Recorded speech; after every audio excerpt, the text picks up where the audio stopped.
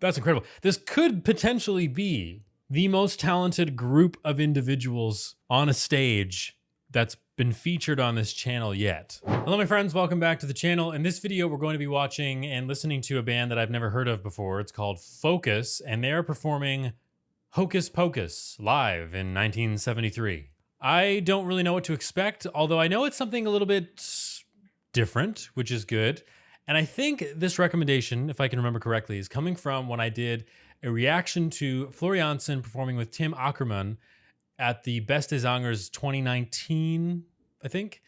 And this is his dad. This is Tim's dad who is performing in this band. So I have literally no idea what to expect, but let's just give it a shot. And if you want your recommendations to get bumped up to the top of the list, Patreon and Buy Me a Coffee are the places to go do that, which are linked in the video description. So here we go.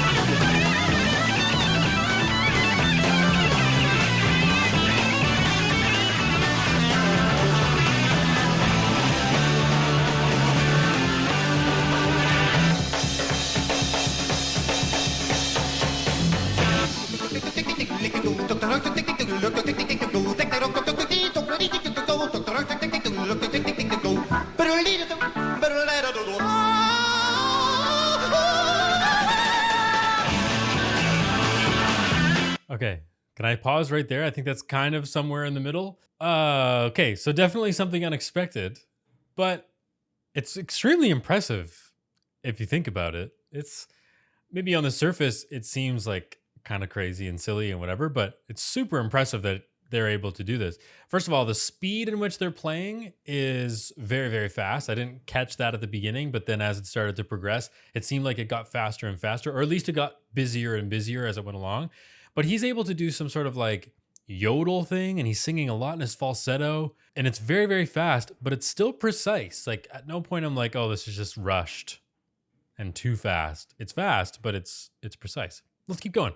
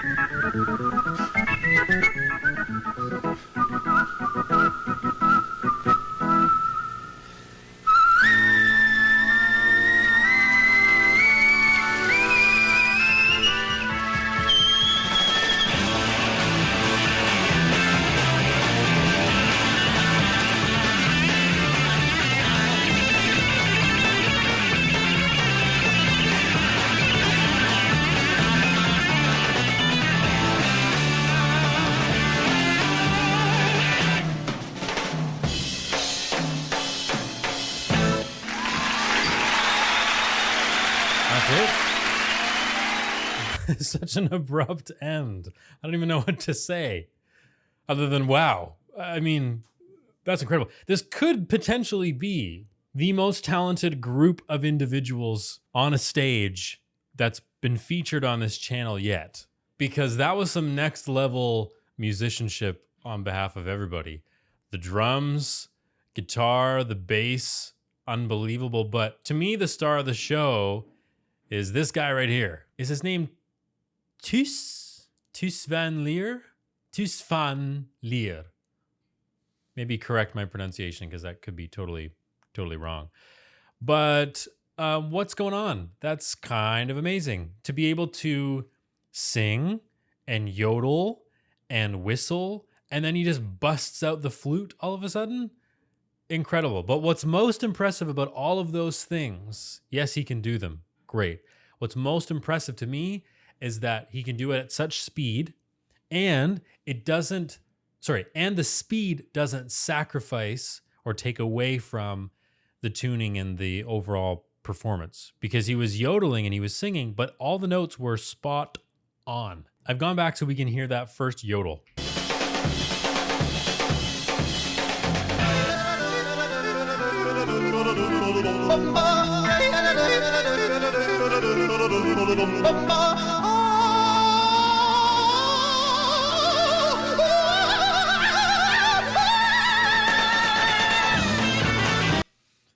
That is absurd to listen to, but when you actually look at it, it's so impressive. So a thing on yodeling, I don't really know much about it. I can't really do it myself. My grandmother could, which is kind of random, but super cool, is we switch between our mode 1 and mode 2 singing, which is essentially our chest voice and our falsetto. So when we switch into our falsetto, and if you try it yourself now, you just go, ah, ah, ah.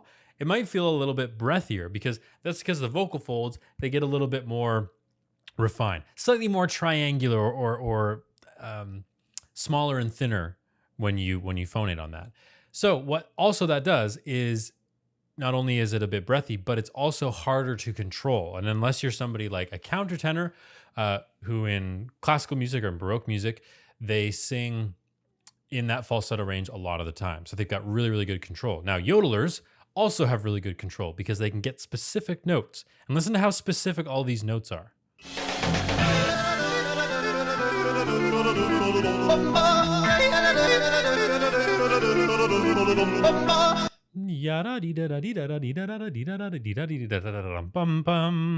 So it's all very musical, and that's why we can get a sense of the melody, because he's so good at actually singing those notes.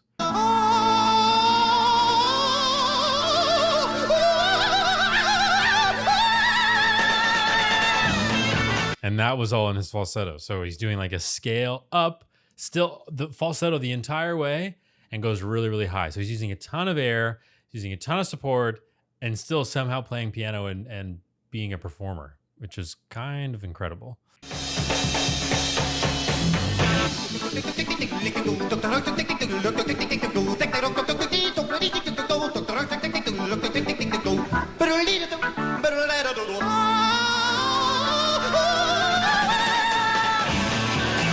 And then we have this like scat singing thing where still, even though it's scat singing and it's extremely fast, we can still get all the notes. And then he goes into falsetto. Clearly likes the falsetto quite a lot, and it kind of makes it stand out as a piece even more. Now, is this a song that other people perform as well? Is this what made them famous? Like, I really know nothing about Focus, which is probably my fault because I've kind of dropped the ball on other genres of music in the last few years. And it's only been the last like 2-ish years that I've started to really branch out. I kind of just did exclusively classical music and Baroque music and musical theater and choral music. That was kind of my niche. But now I'm broadening my horizons, like with a band like Focus.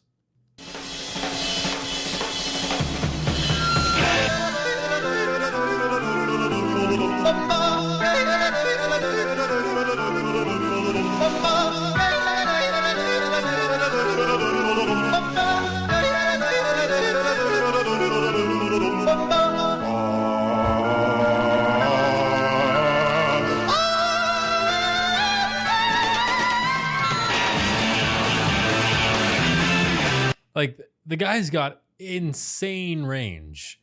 And if that is Tim's dad, which I think it is, I'm not 100% sure, then Tim seems to do a very different style. At least what I've seen of Tim. He did Shallow with Fleur Jansen, but he does a very different kind of music than his father does, which is cool. Okay, so then we get a flute.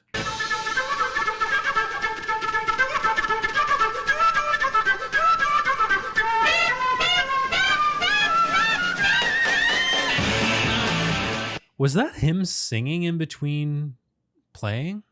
Or was that the guitar?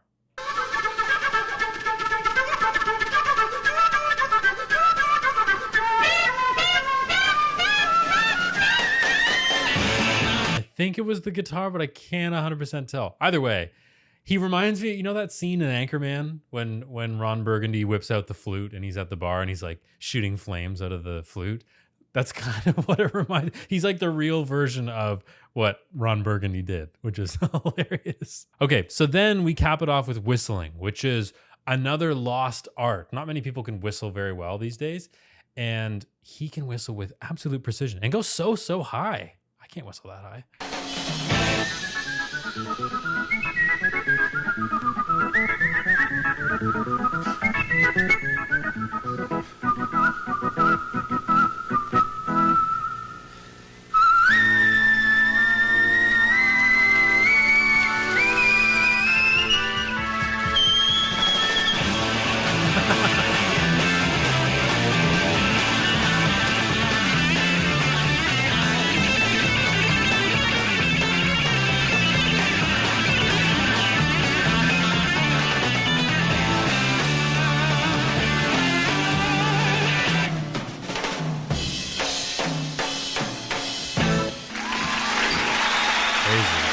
Wow.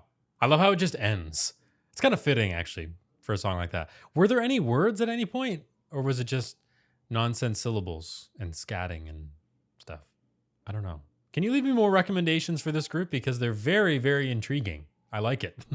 And that is going to be it for this reaction. Thank you very much for watching. If you enjoyed it, you'll probably enjoy some of the videos that are about to pop up on your screen in just a few moments. And if you have more recommendations for me, leave them in the comment section. If you want them to get bumped up to the top of the list, check out Buy Me a Coffee, or if you just want to support me as a creator, you can do that too. And check out Patreon because there's lots of behind the scenes and bonus footage on there. Thanks very much, and I'll see you in the next video.